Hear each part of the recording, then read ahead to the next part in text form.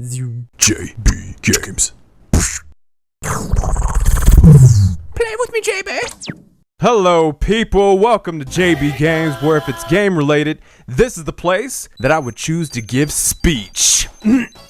And today, folks, we are talking about our one and only gotta go fast blue hedgehog, Sonic. I'm playing my favorite, Sonic 2. Now, if you didn't know, Paramount Animations is putting out a CG Cross live action film in November, and it's going to be based on the Sonic the Hedgehog franchise. And just to drive home the word based, the production from what I've seen so far, they have decided to do things a bit different.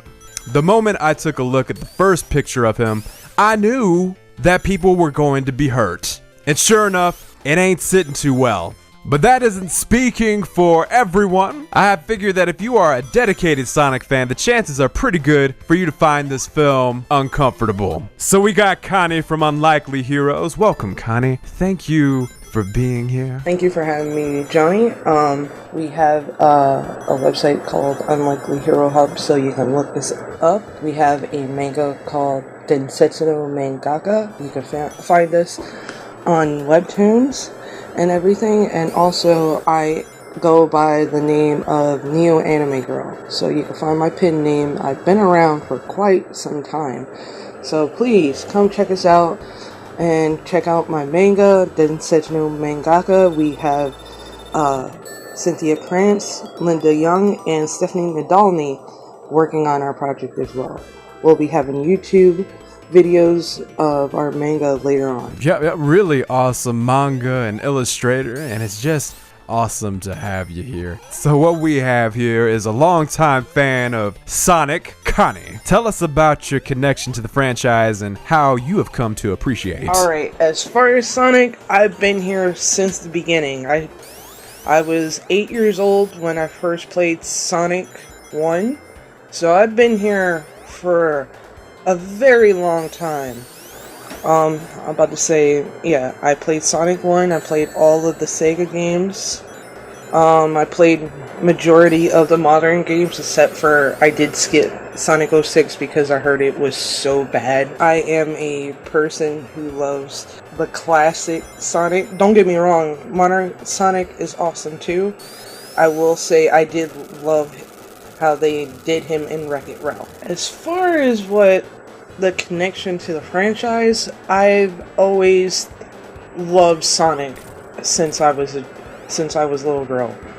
I could say that he influenced me to make comics and to the artist I am today. I used to do Sonic fan art sometime, even back. This is back in the 90s, when Sonic AM came out. And I was really heavily into the games. I think I was in the 3rd or 2nd grade, where I made a Sonic comic book in which it was like so good that the vice principal wanted me to like give out copies and everything for the kids to read and stuff. So Sonic has influenced me in quite.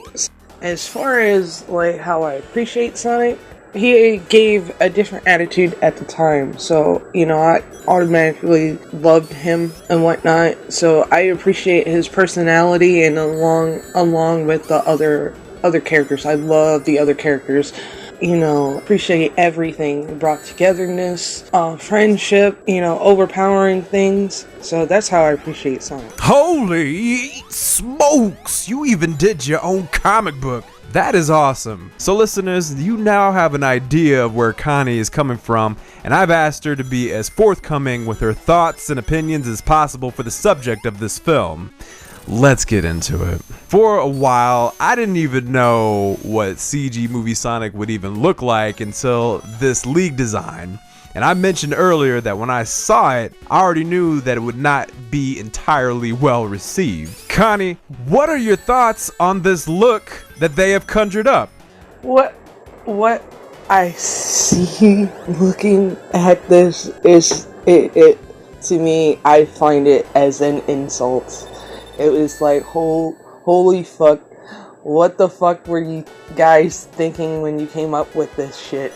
Right. Although I will say the thing that I thought about when seeing this picture was that I could vaguely remember a time when I had witnessed a design and thought it was terrible, but it turned out to make a bit more sense when I actually saw it in context motion. So my idea after thinking about the many upset fans is that maybe when we see him run, it wouldn't be so weird. And just last week, a trailer dropped, and we got a chance to see just that. You know, what we're really dealing with. And before letting Connie go into her own detail, I'll say that I personally felt like this movie may not be terrible, but it doesn't seem like it would be great either. I'm certainly not welling up with excitement to go see it in theater, but I might just still check it out if it's along the way, if that gives you an idea of how I feel about it. Connie, what's your opinion after taking in this peek? Are you feeling the excitement? Oh man. When I first saw it, I was just like, I was very scared. Especially for the promo art that they were trying to pull off. And then, oh my god, this trailer. Disappointment. No, I don't feel excitement at all. I do feel like, what the fuck, but I know since now that they called for the redesign and now that even the original creator of Sonic was thanking everyone about the design because, yeah, it was just so terrible. Yeah, I understand that, you know, you did say something about it being a practical design, but it really wasn't anything like we would ever think about. It's like, for me, I've been on DeviantArt for a very, very long time. I've been on there for 13 years. So I've seen so much Sonic fan art over the years where people have done the extreme to the most, like, what the fuck type of mashup to the more realistic. And I was thinking, in the Pokemon Detective movie, they got the artist that was on DeviantArt making realistic Pokemon.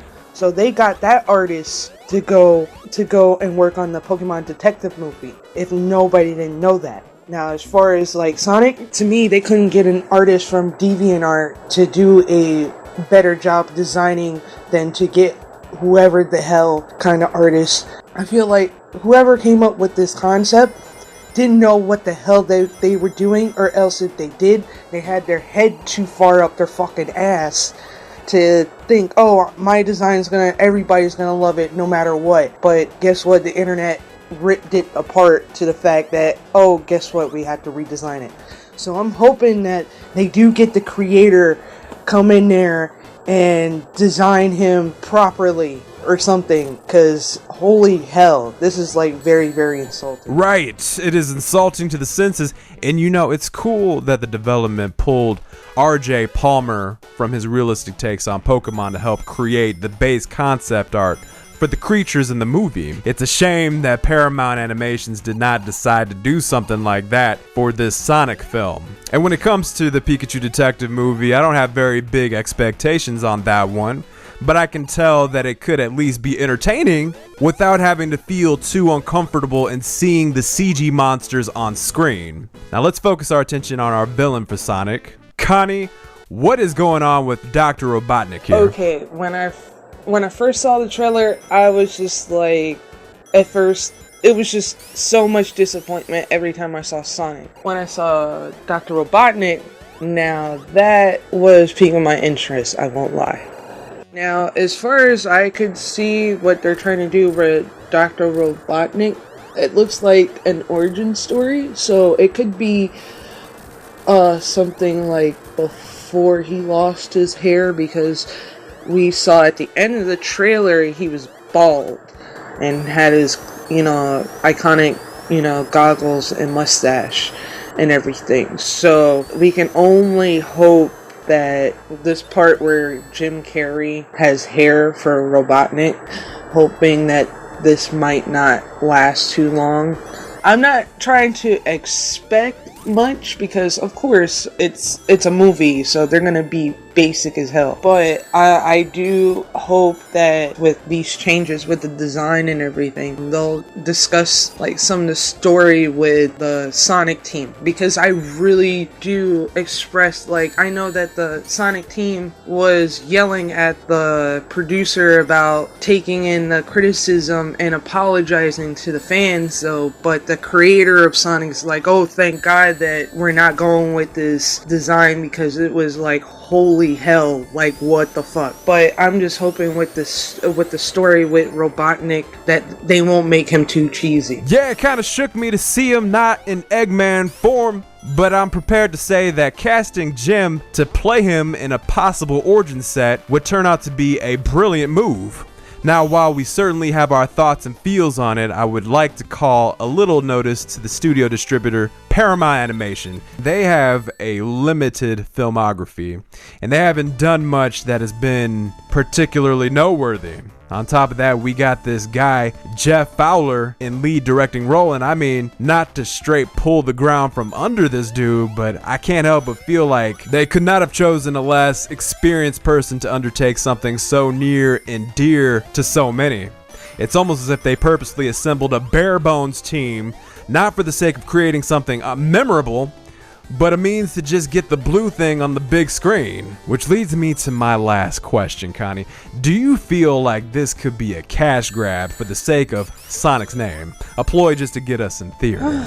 Yeah, I do kind of feel like they're just trying to get us to go in the movie theater, because right now all the 90s stuff is hot, and me being a mom, I will say this, I would love to introduce my son to all the stuff that I grew up with. So yeah, I do feel like that. Like, of course, I already introduced my son to Sonic, and, you know, he watched Sonic Boom, Smash Brothers, and everything, so he even tries to run like Sonic. So yeah, this movie is just a ploy to get us into the movie theater. I won't lie. And you know what? When it comes down to even the scope of trying to reinvent Sonic in a more realistic light, it still feels like a flop and gypped to even the younger new fans of the franchise. After all, a huge draw to the appeal of Sonic is how cool he looks when doing his gotta go fast thing. Well, that's gonna be it, folks. Another huge thank you to our lovely guest for giving us her thoughts on the subject. And folks, if you're looking for a fun manga with burst humor and big titties, definitely look into Densetsu no Mangaka, link in the description below. I started reading it recently, and I do not regret it. The story is great. Connie from Unlikely Heroes, thanks again for being on the show. Well, thank you, JB, for having me on there, and Unlikely Heroes, we are out. Now, if you're listening and you still have not subscribed to my channel, do yourself a solid and hit the subscribe and notify buttons. And be sure to check on my other shows on YouTube, Puppet Cakers, Whisper Tips, and my game review machine, Balsometer. Links to my Facebook page and Instagram in the description, so don't forget to like and follow. Bye.